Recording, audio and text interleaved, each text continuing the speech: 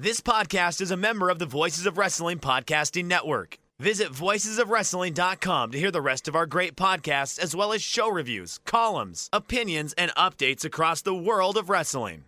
And I say, hey, what a wonderful kind of day. If you could learn to work and play and get along with each other. Welcome everybody to Wednesday War Games episode number 55. I'm joined by my co-host Liam Jones. Liam, every week we talk about AEW Dynamite and WWE NXT. Which was show of the week? It was AEW. Match of the week? Young Bucks versus Top Flight. Imagine if we literally just ended it right here. Would be a tremendous bit.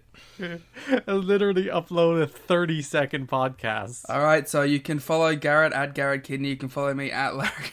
Follow the account at War Games Pod.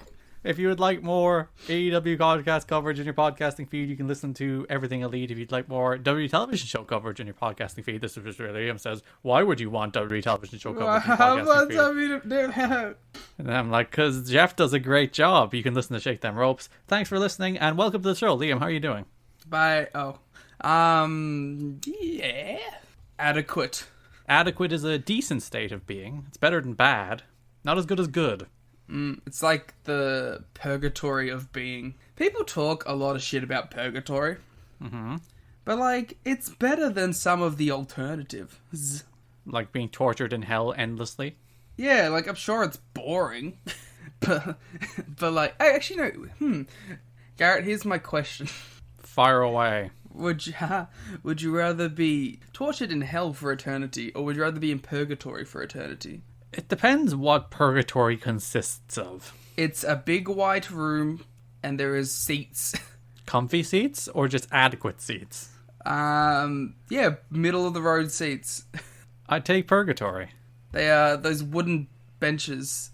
You can cushioning. Use the most valuable thing, Liam. You don't need things. You have your imagination. Oh, you've already gone crazy. You're not even in purgatory, and you've gone crazy. How long, legitimately, do you think an endless purgatory would take for you to go crazy? I mean, at that point, time doesn't even exist, so immediately... You're just slowly, quickly losing your mind? Probably quickly losing your mind. Because of the things you'd have to invent in your mind just to get to a like decent state of being. Well, do you get to gallivant around with other people in purgatory? Well, that's a question, isn't it? Or is it your own little contained purgatory? Do you have to, like... Do you get food, but it's all, like, very middling food? Yeah. Is the only drink just water? Yeah.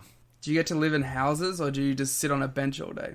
Just the bench. You also sleep on the bench, which is... Do you sleep? I don't know. Sleep is sleep... It depends what your relationship with sleep is, I guess, whether or not that's a rewarding activity. In every depiction of purgatory I've ever seen, it's always been, like, very bright. What are you basing this on? I don't know. What depictions of purgatory have you seen? I can't name them. I can name what they looked like, and it was just a big white room. The only depiction of purgatory that comes to mind for me is the one from The Good Place. Which is just a house in the middle of nowhere. I was going for, like, the more classical, like, it's a waiting bay, essentially. So it's just like a big white void with a bench. Yeah. With, like, that's the question. It's a big DMV. Uh-huh. And people just keep coming in. Do you have to stand in line once a millennia, someone leaves.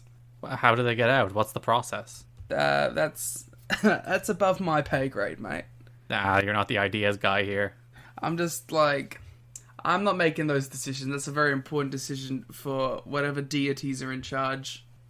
Speaking of purgatory, every week we review WWE. It was a good segue. No, you ruined a good segue. It was a perfectly good segue to the purgatory that is stuck watching this stupid NXT show long after it was good, and we're stuck here forever reviewing the show until the end of time. Go, expand on your thought. I was gonna say, do you reckon like Satan, Lucifer, Beelzebub, and the big G-Man, do you reckon they like draft people from purgatory?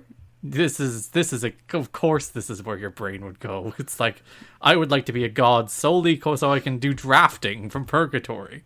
Yeah, but like, do you go, alright, I want Steve Lemon because he had a puppy and he treated it nice, so I'm going to draft him. But like, the draft wouldn't really work though, would it? Because like God and old D-Man would want two very different sets of people, so that it's not like they'd be competing over anybody. I think they just want the best of the best. But no, Hell people want the worst of the worst. No, they don't. Yeah, they just want no, you fool. Like, there's plenty of good people who are... like, I'm acting like it's real. Liam knows he's going to hell, okay? There's plenty of good people in hell, alright? Hell is just a place where if you've done some bad... Like, let's be real, if we're going to take it in a literal sense, if you've done one bad thing in your life and you don't repent, you've gone to hell. Would you like to repent right now, Liam? Bless me, Never. Father, for I have sinned. Is this... I don't know if I can do a confession over the internet. It has been approximately 16 years since my last confession, give or take. Oh yeah, you got that Irish, like, Catholic guilt. Which naturally comes with the territory, yeah. I was gonna say, that's like the realist version. I'm a fully communed and confirmed Catholic. I'm going to heaven. I got in the door. I got baptized in grade 1 for free stuff, so I'm going, baby. Yeah, I've been baptized. I've been confirmed. I've had first Holy Communion. God clearly loves me. I haven't seen him since, mind you, but... I got Yu-Gi-Oh cards for my baptism. When did you get baptized? Grade 1, as soon as I found out that they were going to give me free stuff. But what age is grade 1 in your... 7?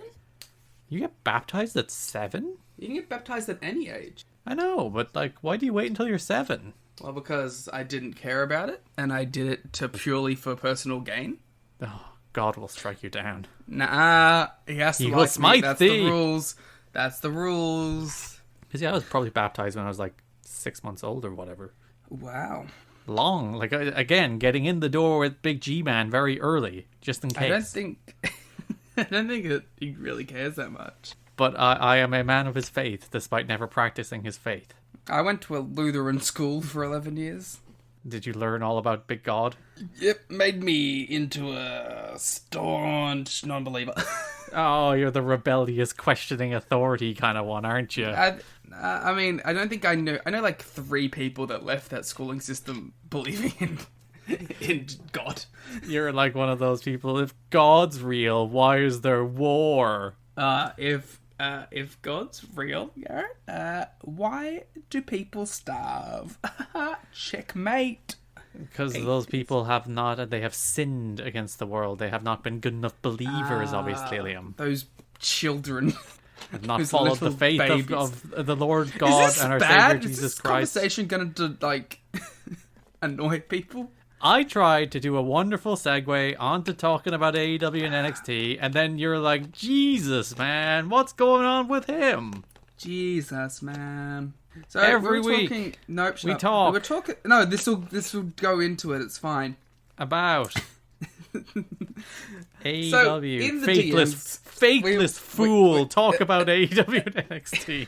In the DMs, we were talking about how like this podcast structure was completely destroyed by the fact that one of the shows was so clearly worse than the other. Hey, comeback is any day now. NXT is gonna be good again. But it's like, we didn't like calculate that possibility at any point. We're just like, yeah, they'll be about the same level the whole time. NXT has been winning more in recent months than it did before recent months. Yeah, but it's so clearly like comparing, I don't know, some like local mum and pop shop to like a corporation. You know what I mean? Like, one just feels like a big deal and the other doesn't at all. That is your bias. Your bias is coming through, and it is... It's not my bias. It's ruining your objective observations on NXT. We have 54 polls that are in my side. Yeah, there was that one, though. That Impact one? No, the Christmas one that NXT actually won. Wow. See, clearly they can only win on the Christmas episodes. Yeah, we're coming up on it. NXT's big moment. Right, actually, no. I'm going to lobby. Hello, listeners. I'm Garrett. This is bias. Of your podcast. On the Christmas episode of NXT, this is literally bias. I would like you to vote for NXT in the poll. I don't care what the shows are like. I don't care what the difference between the shows are like. This is bullshit. This is some shit. Please, on the Christmas episode, vote for NXT. roughly 7 minutes after saying I was biased. I'm campaigning for NXT. I think they deserve this one. They worked hard for it. This is literal voter fraud. Your voter fraud. Oh, damn, I have been owned thoroughly. Owned in every way one can be owned. Every week. We talk about AEW Dynamite and WWE NXT. AEW won last week, so we shall talk about AEW Dynamite this week, which opened with the Young Bucks against Top Flight in Liam's match of the week, as we already revealed in the intro. Wow. Liam, talk about it. This was a Bucks fun TV match that we used to be able to rave about when AEW was but a twinkle in our eyes, before they decided that every one of their matches needed to be roughly 3 minutes too long. Every single Young Bucks television match should be exactly this, 8 minutes and 45 seconds. It should be exactly 8 minutes and 45 seconds every single time, Young Bucks. That's the new edict. You should stick by this. They did a bunch of cool moves. They made Top Flight look really good, I thought. Mm-hmm. And I thought Top Flight looked really good on their own merit as well. Yeah, but I'm also saying, like, they gave them the opportunity to. They could have eaten them up. Let's be real. You know what it actually reminded me of? Because I've been skimming through the Young Bucks book. It reminded me of the Young Bucks TV matches with the Guns in TNA. I think that was probably, like, pretty purposeful. Yeah, there's the same match. The Young Bucks are in the Guns role. Top Flight are in the Young Bucks role. This is the future. Maybe Top Flight will be the team that we kind of always hoped Private Party would be, but it still hasn't really happened. See, that's what I'm curious if, like, long term that becomes, like, the rivalry. If, like, I assume AEW are trying to sign them, or have already, right? Like, you don't give them this match against the Young Bucks unless they're signed, right? You don't Ben Carter this shit again, right? But even Ben Carter only got as far as the fake Dynamite that was on, like, hours off after the basketball. But it was clear that they wanted the dude, and they were starting something with him before they even signed them. So I'm hoping they don't make that mistake, and they actually get these guys under contract. Yeah, you'd hope they've learned their lesson, and they do not give people competitive matches against the Young Bucks without yet signing a contract.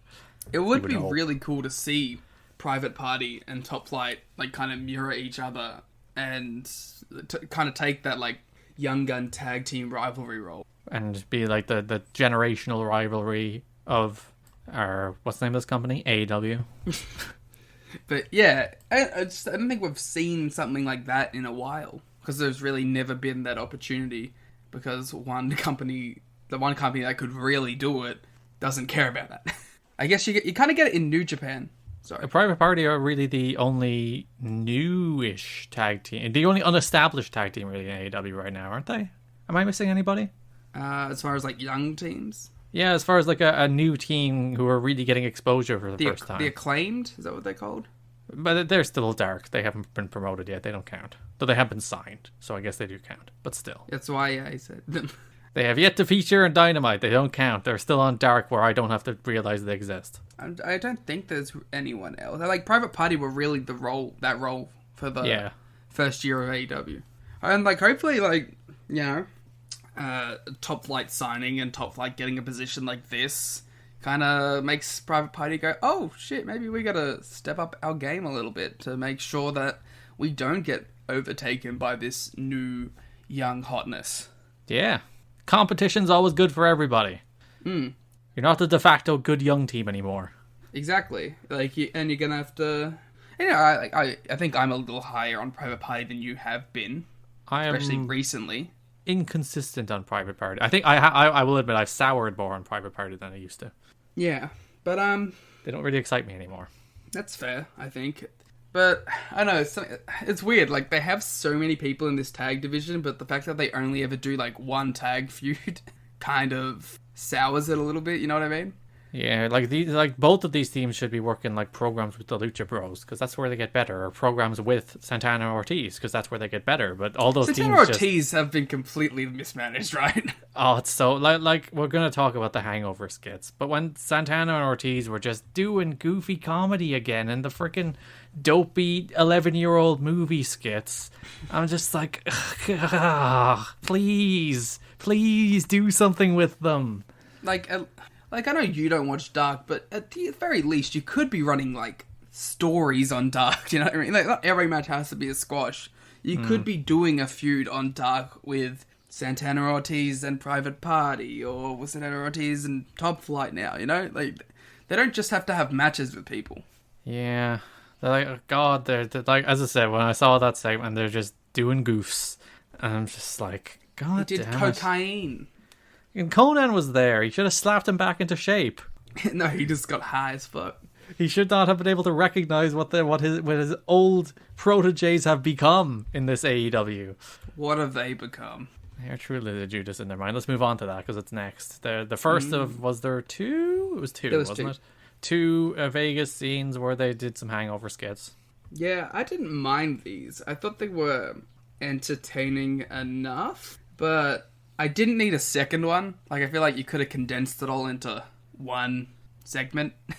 I thought it was alright, you know. It was better than some of the other skits that they've done. The Conan cameo and the Elvis cameo and Elvis joining the Inner Circle. There were some fun bits in it. It was, I started doing like a bit of dishes. I started doing the dishes while watching this segment, and it was a good background for that, so... Well, there you go. I'm not offended by it, but I didn't think it was particularly funny or interesting either. It was television. It is funny that, like, they're like, oh yeah, you know what? What's the most relevant thing we can reference? It's like full Vince McMahon just being like, Vince completely out of touch. You're referencing movies years after they happened because he probably caught them on cable or something.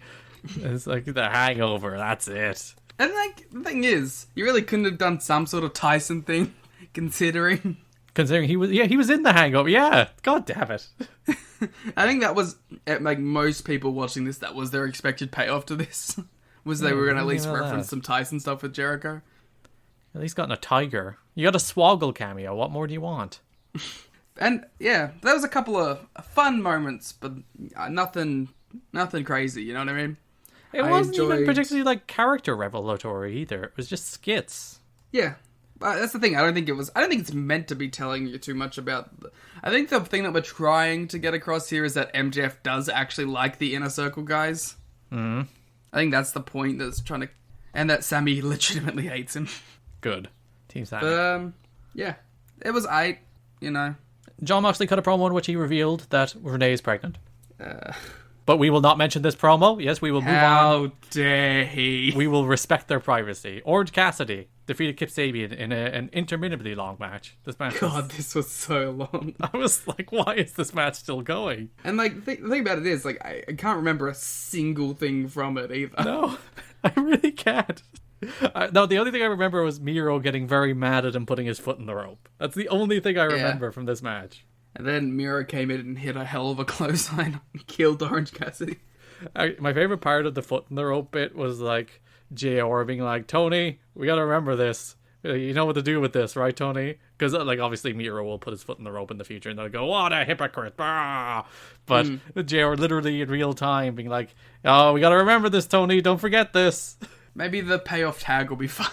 Keeping, like, for the entirety of all of these freaking not inner circle, all of these best friends and Miro skits, it's like, maybe the next thing they do will be good. The Trent match was good. I guess. Man, I just like it more when they talk about gaming. They should play each other in Fortnite. They should... No, they play Warzone, Garrett. Sorry, I'm so sorry. They should reveal Miro and Kip Sabian's votes for the Game Awards. Oh, I hope they get votes, yeah. They should be part of the jury. AEW should get a vote. AEW Games.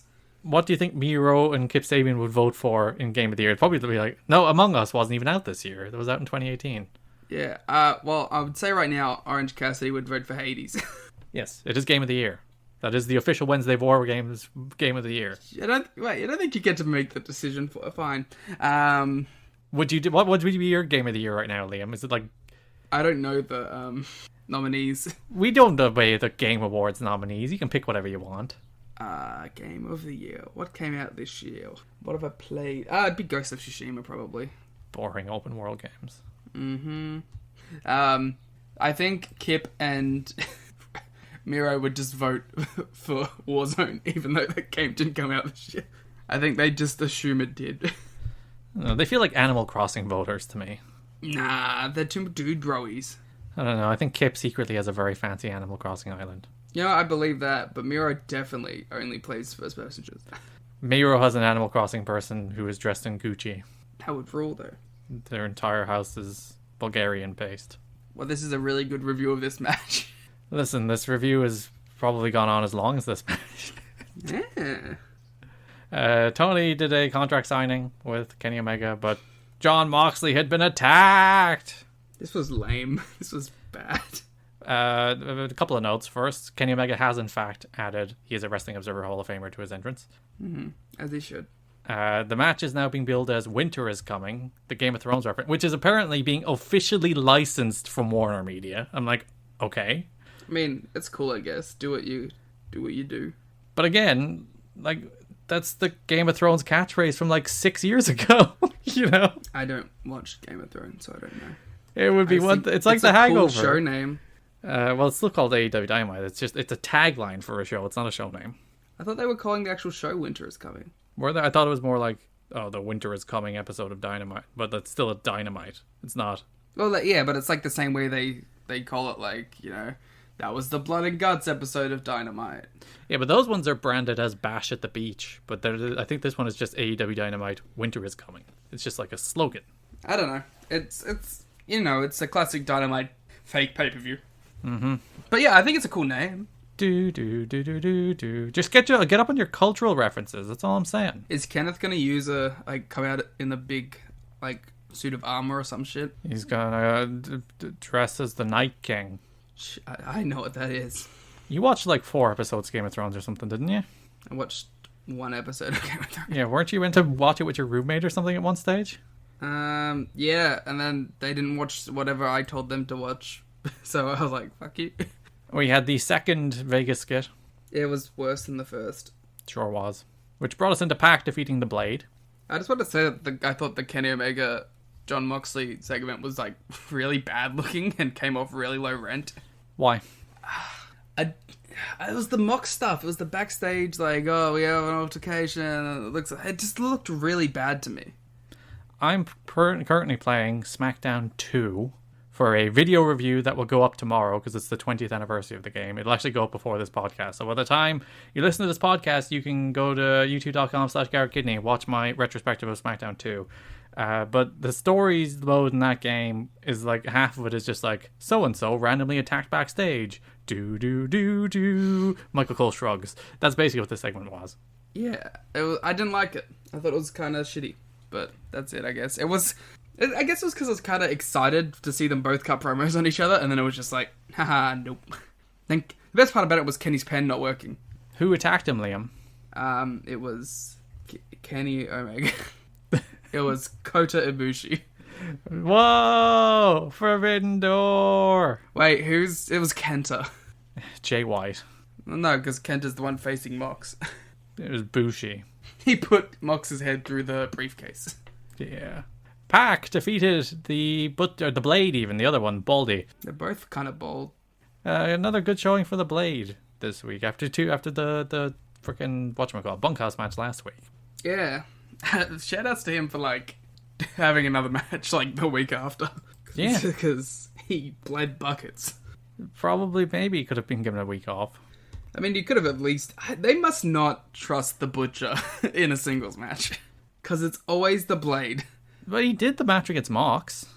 I did. I take it all back. So the Butcher is clearly the world title contender that they want to protect, as opposed to the Blade, who is disposable. Always dispose of your blades properly. That's true. You should do that. Never dispose of your butchers. That's true. You need meat. Good match, I thought. Solid match. I thought it was, it's a little boring. Yeah, like, I don't know. I really liked a lot of the angles and stuff in this show, but the matches just were kind of meh, besides the Young Bucks tag. Speaking of angles, after the match, the Butcher, the Blade, and Kingston beat up Pac before the Lucha Bros made the save, and Death Triangle is back together. I also thought this was kind of bad. I thought that and it's funny that they do they did the same segment twice, but in reverse. Because here, Penta came out, he had the chair, he was going to attack them. No, he saved the Death Triangle, and then in the main event, Will Hobbs comes out, he has the chair. No, he turns. It's like it's the same angle, just a different outcome. I think this kind of like stunk because he didn't actually hit anyone with the chair, which made it look like super awkward. And I thought it was a real interesting decision to do these 2 big turns in front of like the taped, tired, less people crowd. Mm. Like, you probably could have just saved these until you had the fresh crowd the next week. And again, not done both of them on the same show in pretty much the exact same way. I don't necessarily mind that, but you got to have a crowd that's hot for it. A bit of variety. Look at your booking sheet and go, oh wait, we booked the same angle twice. No. Cody booked the main, Kenny booked this. Backstage turmoil. Jade Cargill attacked Brandy. This is stupid. This is really bad. You really don't like this show, do you, Liam? Oh, it just comes across as so low rent.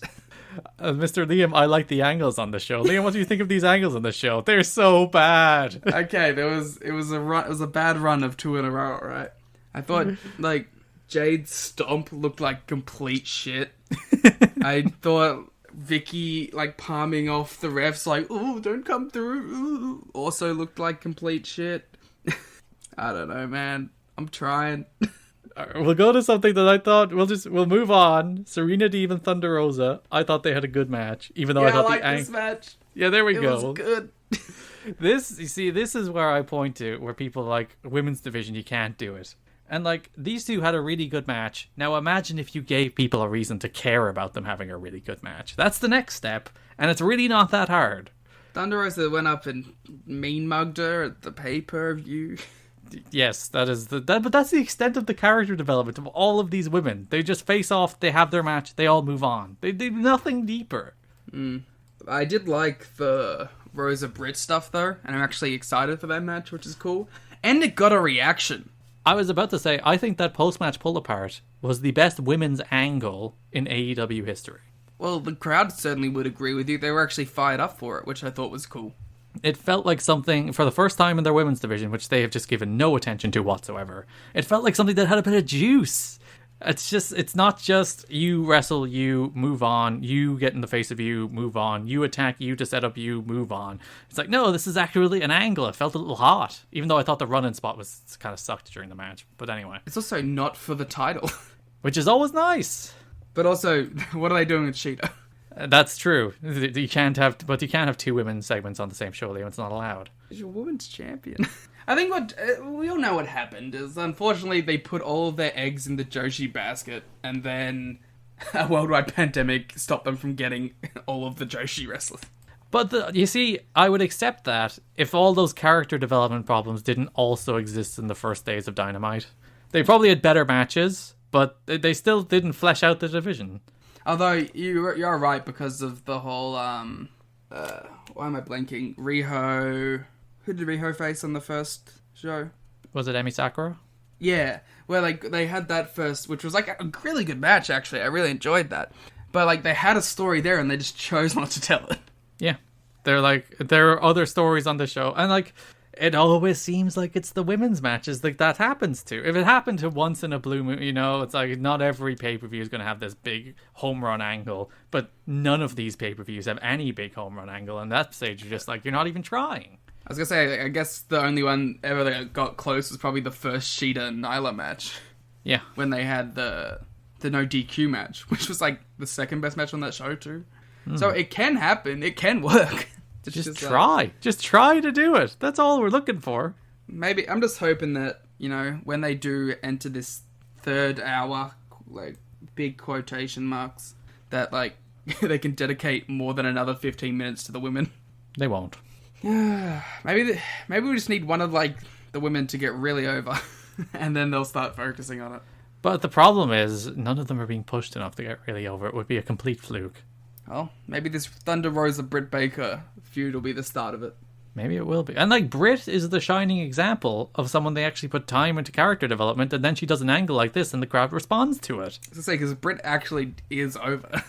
Because they let her talk every week. Yeah, it's not hard.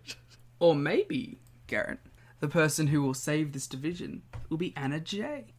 I'm reading this and I don't remember this segment. Do you not? No.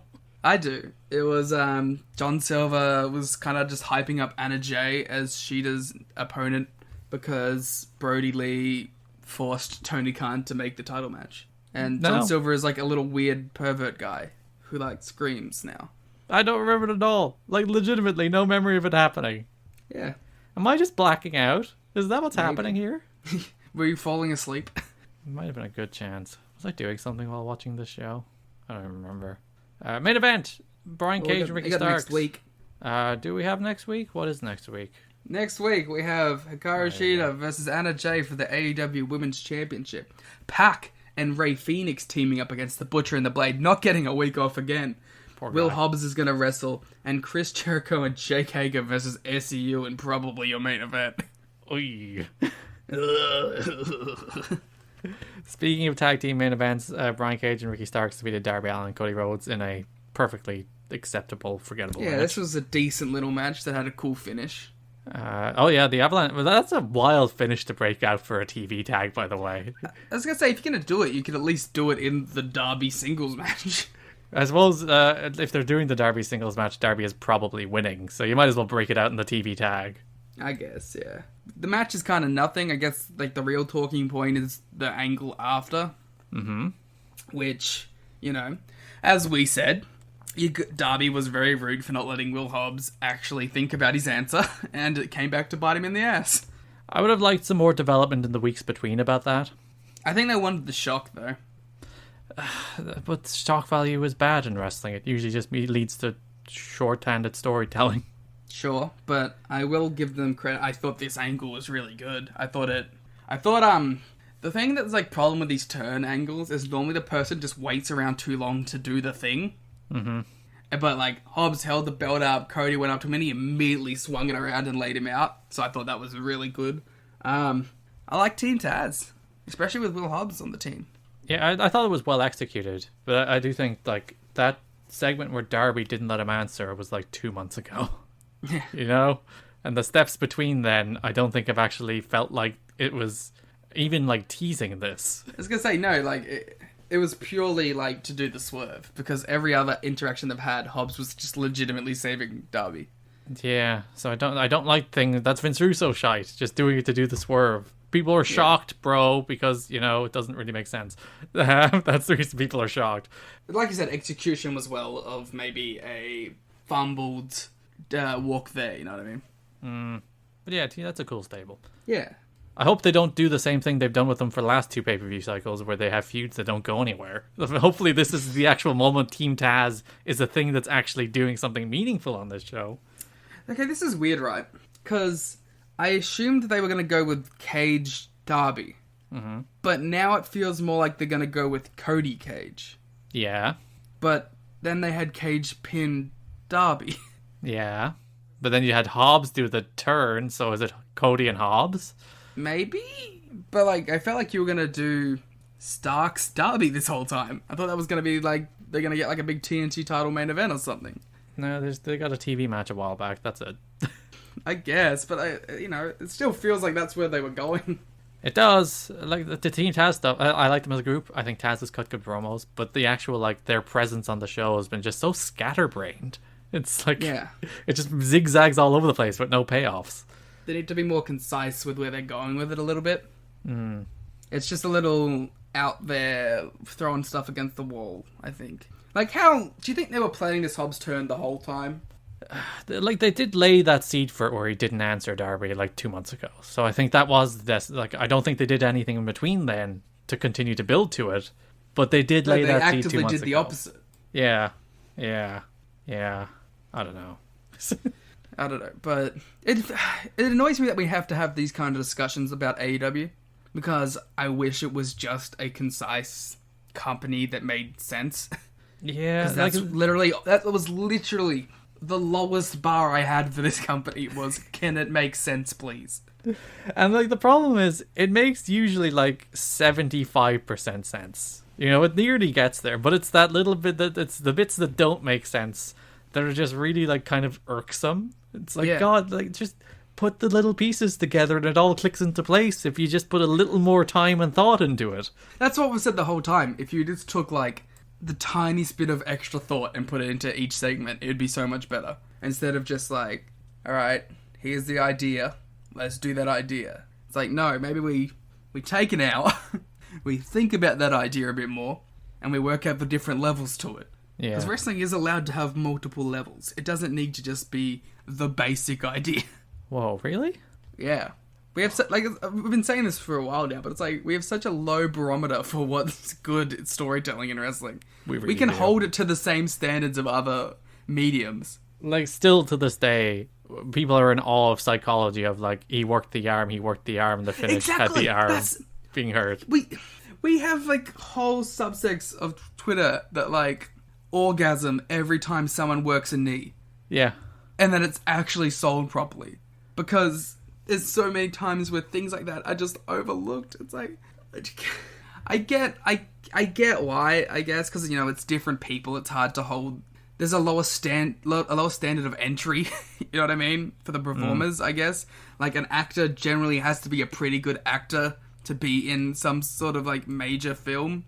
But, like, a regular athletic dude can end up in a major company.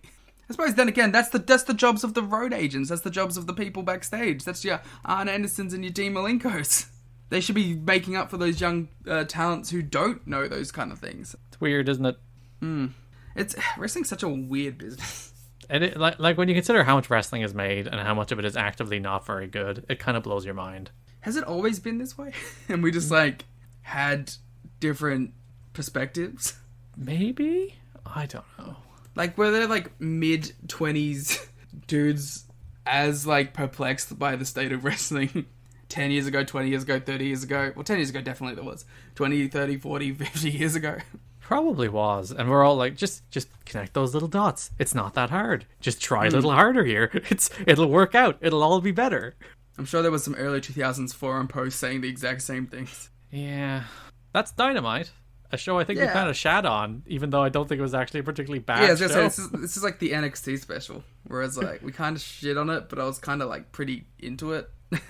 Although, there was a lot of times where I thought this show dragged and was pretty boring. There was a lot of times where I was looking at my phone. Maybe that's why I forgot the Anna J segment. NXT opened with Leon Ruff. I was going to say, a show that I actually thought was pretty good. I thought it was an above-average episode of NXT, which opened with Leon Ruff against Johnny Gargano, which I hated the finish of, but they redeemed it later in the show. Leon Ruff's real good, though, isn't he? He is. He's great, which is just push him. Just push him. Get rid of the nonsense. Well, I think in their weird roundabout NXT way, they are. I could see it paying off well, especially if they do the triple threat. And what I kind of think is going to happen is, like, Priest lays out Gargano, then Leon will, like, throw him out the ring and pin Gargano, and we'll start getting, like, he's more... Because, like, I think they did a good job of making Leon more serious on this episode. I zigzagged a lot because, like, this I didn't like at all. Because the thing, what really annoyed me about the finish of this match was that, because in case people didn't watch NXT, because I believe our listeners don't watch NXT, the finish was Damian Priest pulled Leon Ruff out of the ring, punched Leon Ruff so that Ruff would get disqualified, Gargano would get disqualified and Ruff would retain the championship. But the commentary were like, and it's another great night of celebration for Leon Ruff, even though he just got his ass kicked. You can't hold commentary against the wrestlers. You know what I mean? That's like, true. Commentary in WWE has always been trash and always will be. But he's produced this thing. And then, like, later in the show, when they had the backstage pre-tape, where, like, Damian Priest was being kind of condescending and a jerk, and Ruff stood up to him, I was like, oh. And then later in the show again, when they had the segment where Ruff, like, cartoonishly did a series of, like, Home Alone reversals to get the better of Damian Priest and Johnny Gargano. I thought that was good, but because, like, Leon is a smaller dude. He's not going to go in there and just knock them both out. Like, it makes sense for how he wrestles for him to be avoiding the two bigger dudes and throwing them into each other. And I also think it makes a lot of sense when they both turn their attention to him and slide in that he makes his escape then. Because why would he stand there and just get beat up by the two dudes who are more accomplished, higher level, and will beat him up? I would agree if when he came to the ring, he didn't do the, like, oh gee shucks, I'm looking face to face with Damian Priest, I'm about to shit my pants look in his face. I'm like, no, at least show fire. Give me fire. I think he did show enough fire. Especially when he was going through that, like, taking everyone out stage, and then he was about to dive on them before they did the both look at him thing. I don't know. I think it made sense for the people telling the story. If it was like just, a regular 6'2" jacked dude babyface, then yeah, I'd be more like go in there and actually fight it off. But like that's exactly how he should handle that situation. All right. Like I said, my whole end opinions on this whole story will be based on where they go and what they do at War Games if they do the triple threat, which Leon should win. I'm trying to think of how he wins in a way that NXT will find palatable. It's Priest doing his big move to Gargano, then Leon Ruff kicking him out of the ring and pinning him. That sucks, though. That's bad. Or like, he'll do his big move and then Leon will do some dive and hit both of them and then pin Gargano. Both those are bad. I mean, I think it's the natural story. I don't like it. Like, I think eventually you start making Leon more credible, but like, he's still not a super credible dude. That's going to take time. You can't just flip the switch in one night. I think you also got to have him start beating dudes who aren't Gargano or Priest. Mm-hmm. And I don't think they'll start doing that until after the triple threat. But like, who do they have him beat? Well, if he's an established champion, you can have him start beating just, dopes. Cameron Grimes. Cameron Grimes, your Bronson Reed. Your 2 week push guys. Ah, yes. The classics. But yes, he looked really good in this opening match. He looked great. Yeah. He looked good in the last match, too. Cameron Grimes, strutting backstage, very confident about his ability to defeat a face-covered Dexter Lumis. Bless him. Straight to the moon, baby. Poor anybody that shows any amount of comic time in that company is just cursed. You should never do it. Never let them know you're funny. Like, just never do it. You're doomed. Every time I see him, I'm just like, what if he just had, like, the wrestling guy gimmick, and he was just beating dudes?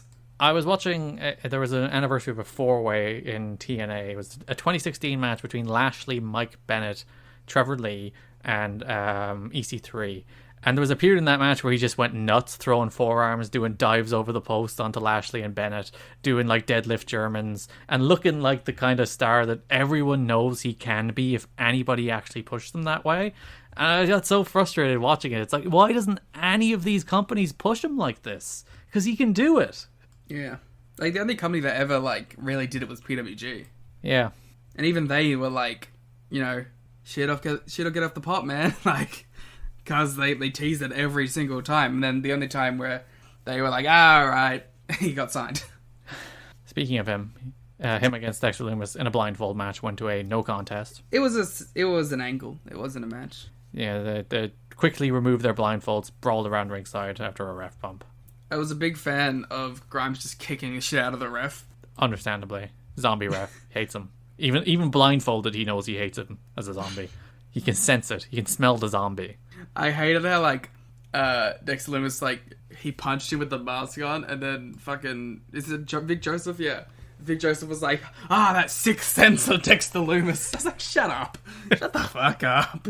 He has superpowers, Liam. It's canon. I hate it. And I was liking Dexter Lumis too. I was really enjoying his presentation at NXT. But this is stupid. When he was just a creep, but they can't have creeps who aren't supernatural in this company. It's very strange. They had a big brawl around ringside. Maybe they'll have just a big, silly street fight brawl where they beat the hell out of each other. That would be fun. Do that. At a Christmas street fight. They're not the Nightmare on 76th Street fight. Yep, Christmas. That's Nightmare at Full Sail. I actually had one more point about the Leon Ruff title reign. Go on. Is this the first time where they've gone this hard on the jobber gets the upset win story? Because, the North American title still does feel like a pretty big deal in NXT. Most of the time it's been top guys who have won that belt. Is this the most committed to that story that they've ever been? In NXT history or WWE history? In WWE history. Because even in, WWE, there are times, they did the Santino stuff with the IC, and they did it with, Colin Delaney. But, that was on the B show, and that was for, enough... that was in a place where, the titles don't mean shit. And Colin Delaney never won anything.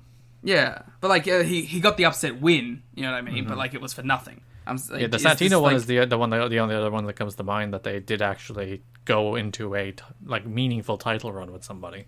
Yeah, but it still feels like the North American title feels like a bigger deal than the IC title did at the same time. Back then, you had Umaga as champion. Umaga, Jeff Hardy, that's a decent level of star. I suppose that's true. But, it felt like titles were accessories there. True.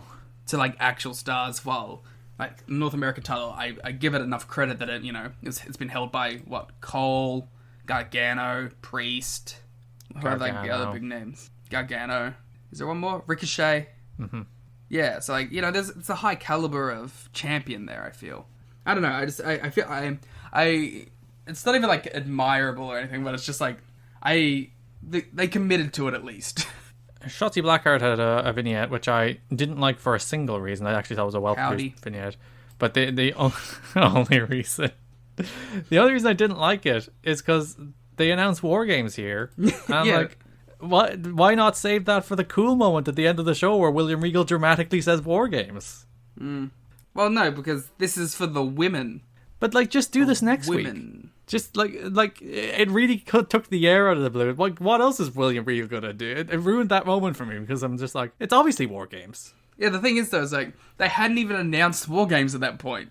Yeah, this was the announcement of War Games. Yeah, I'm saying you could have legitimately had the match announced before the show, which means it makes sense instead of just this is the War Games pay-per-view. And but just put this now on next week. There was nothing on this show that really required this to be on the show this week. Just put it on the show next week. You could have done it in the final segment. Yeah. But yeah, I thought the moment where William Regal dramatically was War Games. Oh, that's a cool moment. You ruined it by already announcing War Games. Oh, God. Yeah, I don't know. Typical NXT. They're going to do 2 War Games matches in front of 10 people. Yes. Though to be fair, I believe legally speaking, destroying a foreign entity's tank is an act of war, and thus War Games is required. But it was 2 people from the same country. If anything, isn't that just... But they're 2 different sovereign entities. That's all that matters. Don't you poke holes in this. Because wouldn't it be more of a traitor thing? Did I not just tell you not to poke holes in this?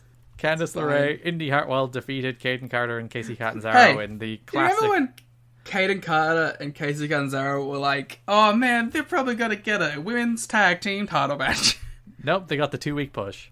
They didn't even get that. No. They won to lose. It's this classic NXT mid-card women's match where jobbers lose to stars. You've seen it a million times. You won't remember it at all immediately after Indy watching must the show. be very happy to be on the other side of it for once. Yeah, she's a pushed entity. She's probably going to be in War Games. So there you go. Can you do a big War Games like William Regal? War Games. There we go. This is the show you come to for impressions. Huas, I believe it's pronounced. Sorry. That's how they say it. It's not my fault. It's very strange. They don't pronounce the R. It's a J for some reason. Uas, yes. He had a vignette hyping him up, but then he didn't get an entrance for his match against Kushida, and then lost his match against Kushida. It was very funny. I'm what are we doing? Why? And then he got hurt. And he got hurt, yeah, so he's injured. So it was a bad night for him, returning from Raw Underground. Where he was, actually pretty cool. Yeah. But I found it's they gave him a little feature. They're actually going to push him. And then he didn't get an entrance and he lost. I'm well, I guess not. I like Uas. Uas. Uas. Uas. Uas. Uas. This is the rest of this show. More Uas. Mackenzie Mitchell interviewed Tony Storm and Ember Moon about facing Raquel and Dakota Kai. They were we're going to fight. We're titles there, but we're still friends. Or, associates, I guess. Maybe not friends. Are they friends? It didn't make much sense. Well, yeah, there was never any establishment that they are friends. Because, Tony was friends with Shotzi. She's in the wrong feud. That led us into Tony Storm and Ember Moon defeating Dakota Kai and Raquel Gonzalez. Yeah. Perfectly fine match. It was okay. 3 women's matches on this show. It can happen. It's allowed. They are allowed to do it. Tim Thatcher defeated August Gray in a nice little fun little squash. Competitive squash set up as well. People arrived, yeah. Pat McAfee and co showed up to the building. I meant for the women. Oh yes. You had Candice and Indy showing up to set up those teams. Sure. August Gray's, like, I know that he's, like, doing the retro AG stuff, but, like, it didn't look like they were setting up for him to continue that character at all. It's a very weird fit that he's doing that while standing up to Tim Thatcher as, like, this guy who can kind of compete on a shooter level with Tim a little. And, like, there's kind of, like, a cognitive dissonance there where he looks like a goof, but he's meant to be, like, a relatively competent fighter. It doesn't really make sense. I appreciated, Thatcher beating him with the move that he was teaching him. Yeah, that's how you learn him. That's how you teach him a lesson. Thatcher was good in this.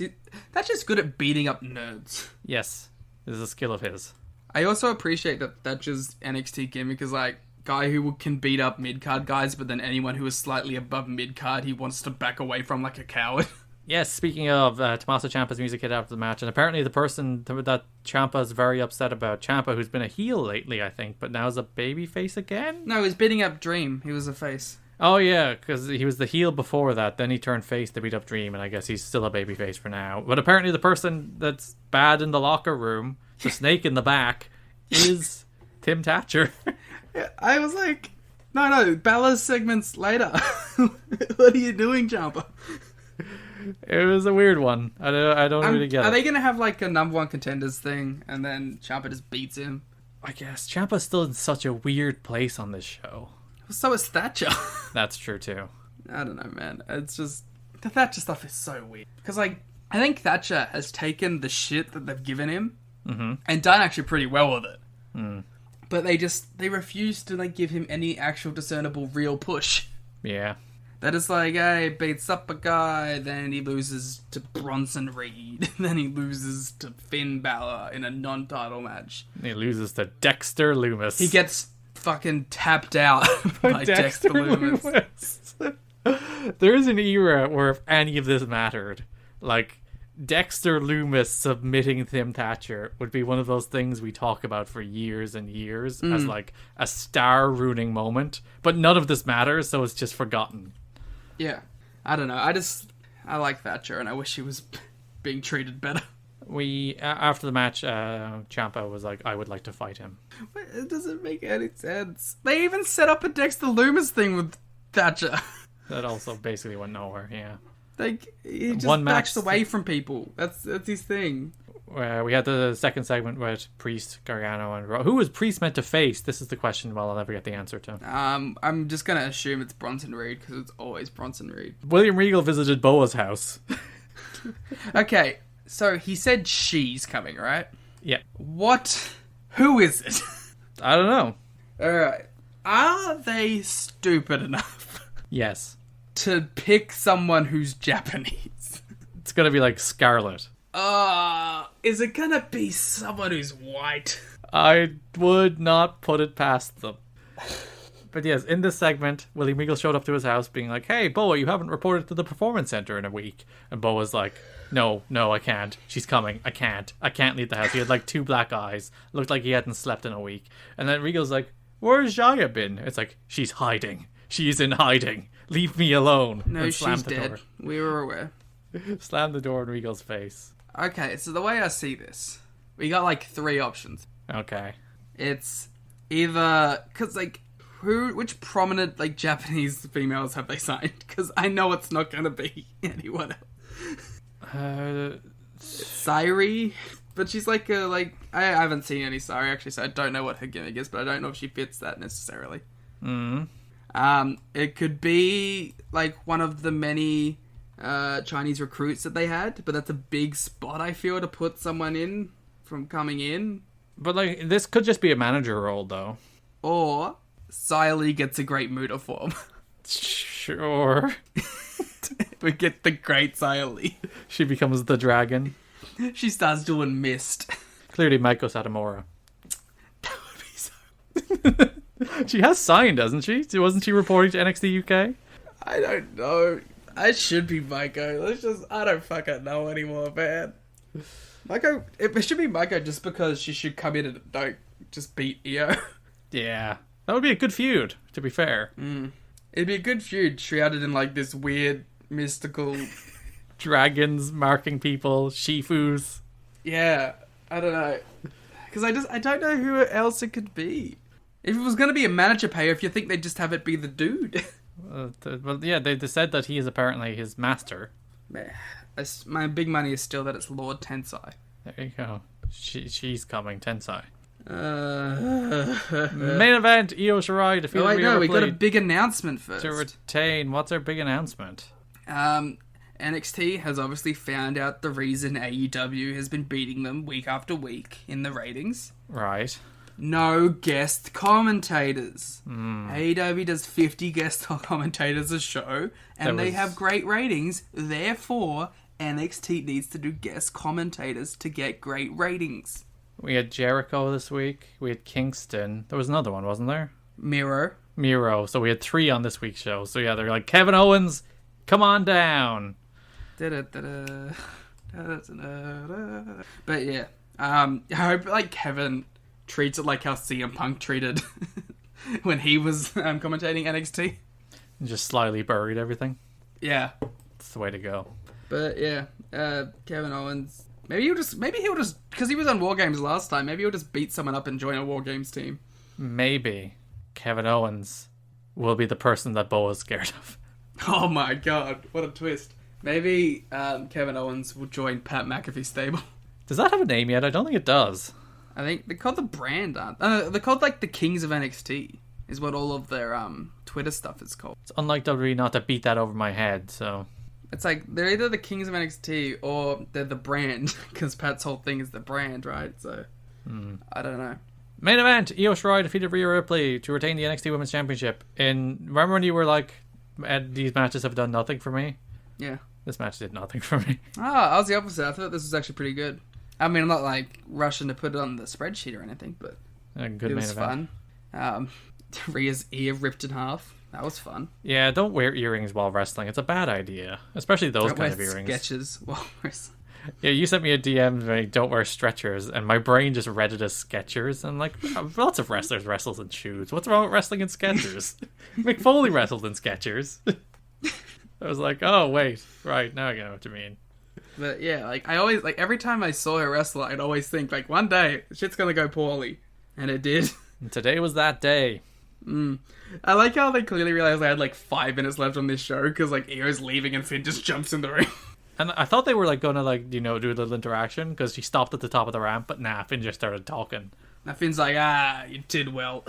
Before he was interrupted by Pat McAfee, before Finn brought back up apparently an Undisputed Era, before William Regal announced War Games. Did he announce War Games? I thought they were just beating each other up. It was like a digital exclusive, I believe. Because I think they ran out of time. War Games. Because I've definitely seen the video of them announcing War Games, so it did happen.